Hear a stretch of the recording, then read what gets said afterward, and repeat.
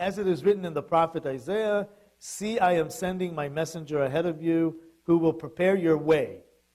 Which means that to prepare the way is to show people, just like Don said, it's about seeing something at the end of the lesson.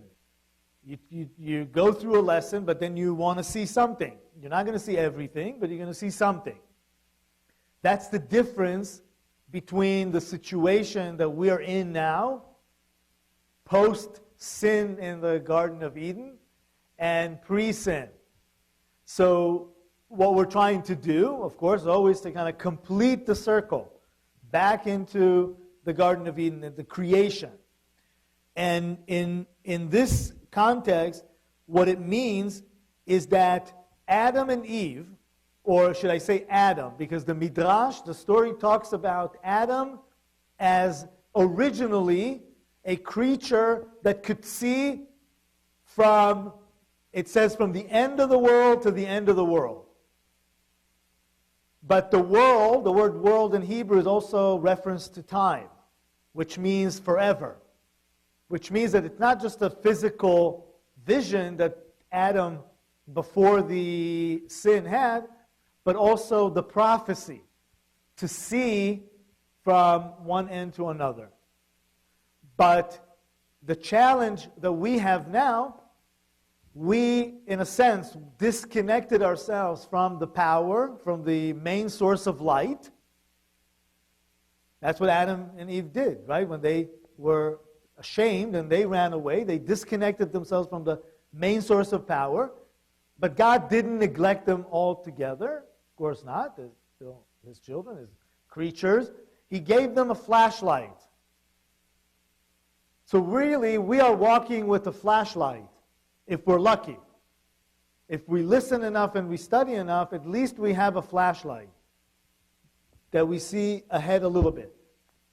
And that is coming back to the original place of from the world to the world, or forever, to see from one end of the world to the end. We have to make the path straight again. That's really what it means.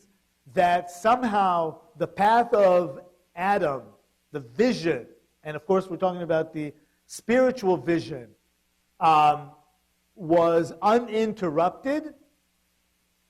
Walking with God, even though it seems like everything is interrupted, because we can't see all the way. We always look just a few feet ahead.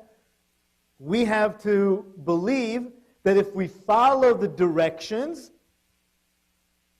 we follow God's way, we follow halakha, we follow the law, we will then end up somewhere where all of a sudden, it will happen all of a sudden. All of a sudden, it'll open up.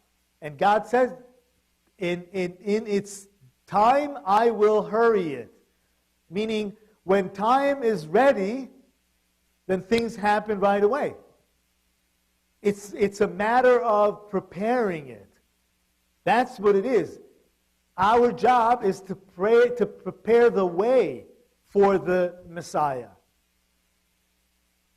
So really, the Messiah immediately comes. Think of the imagery. It's an immediate thing, not in between. My philosophy professor at Yeshiva University said one time, it's like eating chocolate. There's no time doesn't lapse between you eating the chocolate and your teeth starting to decay. It's instantaneous, which means that the light is already there. We have to create the path for the light to be shined through. That's really setting up the idea, the theology behind these few verses.